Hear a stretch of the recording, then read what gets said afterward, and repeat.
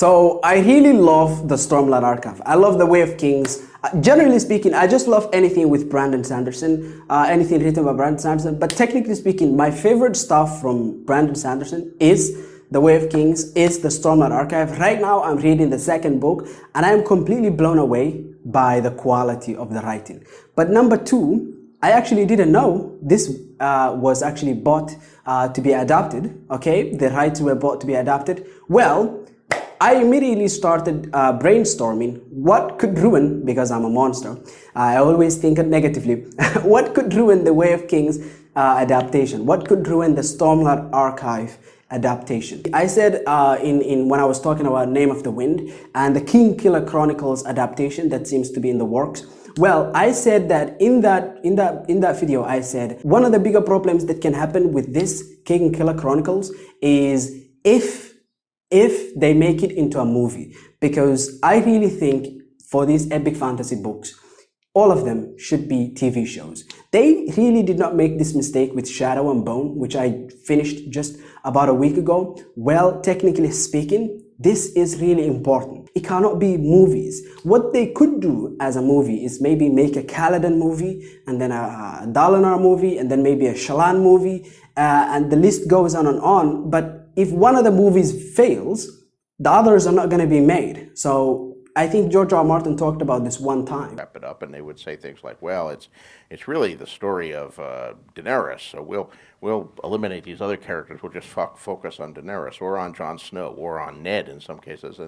And like, do you know what happens to Ned? Yeah. Well, we'll have to change that part. So I listened and I ate the free lunches, but I didn't buy for any of those. But it did get me thinking that the only way to do this was not for the feature films, much as I would have liked to have a $200 million budget.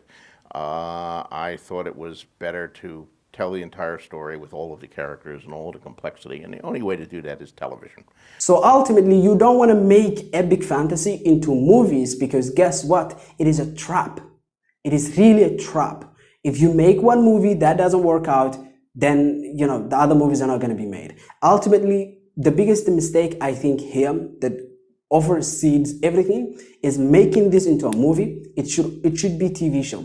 That is literally the only way the Stormlight archive can be fully brought to life. Actually, very specific to Brandon Sanderson as an author, he has a skill that I think is very rare.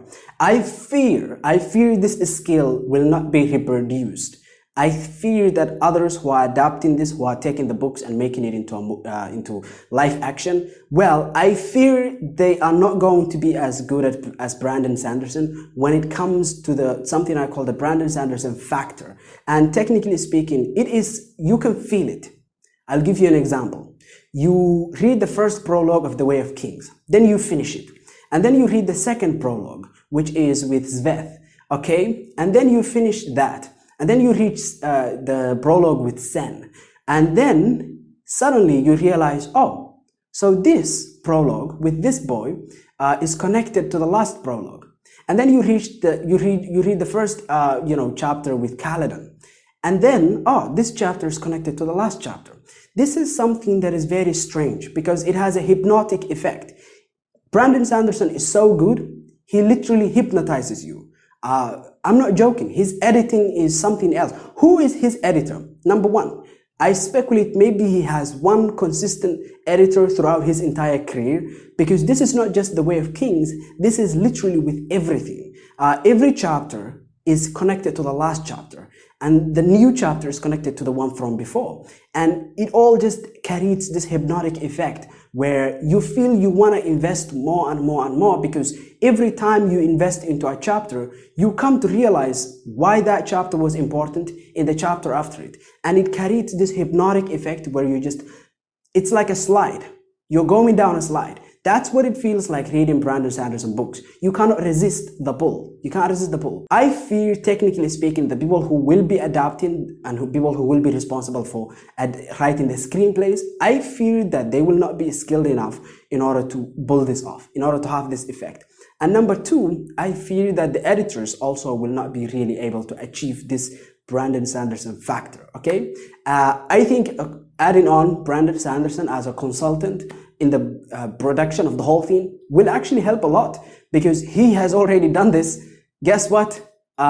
You know, he might help do it with the editing, with the TV show or with the movie or whatever they end up doing it as. So technically speaking, 100%, this Brandon Sanderson factor, this water slide effect that he seems to have with his entire catalog, this hypnosis that he seems to do with me at least, well, I fear they will not be able to reproduce that. So first of all, one of the things that I love about the Stormlight archive, in fact, it is the spectacle, the biggest part of this story. In fact, the biggest part of Brandon Sanderson's career is a spectacle. There's always something epic in scale that is happening. This guy is literally the definition of an epic fantasy author, okay? And it means that the Stormlight archive is going to be costly to adapt. And I think this could be the first thing that kills it right off the go. In fact, it might be so massive as to scare, producers from investing in it, because it's so massive and it's so huge and it's so insane in scale and spectacle that it would be extremely, extremely, extremely difficult to adapt it in any way. And ultimately, I think that might be the first nail, the first thing that can kill it. And here's another problem. A lot of this stuff in the Stormlight archive, like for instance, you know, the chasm fiends and the ludicrously in-depth, insane number of unique biology that have a lot to do with, scales and having basically crustacean-inspired dogs, mounts, wagons inspired by that. Yeah, technically speaking, a lot of that is also very unique, okay? I have never seen that in anywhere. For instance, Rome was a TV show that was made by HBO. By making Rome, HBO actually picked up a lot of useful skills for making a lot of these historical period aesthetics, right? And capturing that feeling. Well, when they were making a Game of Thrones, when they were adapting Game of Thrones, they had a lot of knowledge, a lot of costume knowledge, a lot of set design knowledge for historical dramas. And that helped them really make Game of Thrones beautifully. In fact, if you look at the sets in Game of Thrones, it's very beautifully made. That's because they had a lot of experience doing that. I don't think anyone has had any experience making crustacean-inspired animals and so on and so forth, right? That is going to be very costly. That is going to require learning, and that is going to require a lot of experimentation. So I think that might be also another thing that can be very scary for producers. So technically speaking, the scale, the spectacle, the world building, a lot of that and the cost can be very daunting, because it will literally it could reach, if you are doing 10 books, it could reach $1 billion. That's how insane it is. To do it properly, to bring it to life very beautifully, $1 billion minimum. And then there are the fight scenes, okay? For the first time in my life, I'm actually having to think that a writer, an author who writes with words is better at action than people who actually make live action, okay? Primarily because Brandon Sanderson is really good. He is really, really remarkably good at writing action scenes. He is so good. I don't know how he does it, but there is a flow to his action scenes. Again, the water slide thing. You start a fight scene, you don't know, but you just want to read the next sentence. You want to see how this pans out. You can notice this everywhere in his career. You can notice this with everything. I fear that the action is not going to be this good. Another thing is I fear that what they're going to do is the cutting, right? Because a lot of stuff in Game of Thrones, a lot of awesome things in A Song of Ice and Fire have been completely cut from the TV show. And a lot of this has been done primarily because of budget constraints. Now, I understand budget constraints, you know, cutting this because we don't want it, or like making this battle shorter, or, you know, giving it a brief recap. However, ultimately, I fear there's going to be too much of that. There's going to be too much of that. Why? Because again, as I said in the first point, this story is really ambitious. Again, Brandon Sanderson. It is really huge spectacle. And every chapter is a huge spectacle. And I fear there's going to be too many cuts, enough to be noticed and enough to really just take away the charm of the story, okay? Because I believe wholeheartedly that the Stormlight Archive, once it's complete, will literally be the definition of not adaptable.